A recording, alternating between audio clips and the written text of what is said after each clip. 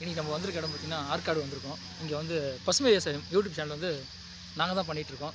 அதுக்கான வேலையில் பண்ணிகிட்ருக்கோம். அதாவது விவசாயம் வந்து அழிஞ்சு வந்துட்டுருக்கு.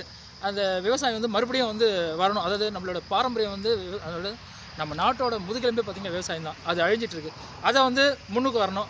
அதை வந்து மறுபடியும் எடுத்துகிட்டு வரணும். அதாவது எல்லாருக்கும் அந்த விழிப்புணர்வு வரணுன்றதுக்காக தான் நாங்கள் அந்த வீடியோலாம் எடுத்துகிட்ருக்கோம்.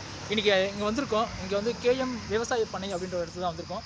இந்த இடத்துல நம்ம எடுக்க போகிறோம். இன்றைக்கி பாலு சார் அவர் வந்து மிகப்பெரிய ஒரு இயற்கை ஆர்வலர், விவசாயம் பண்ணிகிட்ருக்காரு. அரிசி திருவிழான்றதும் இவரோட தலைமையில் தான் நடந்துகிட்ருக்கு.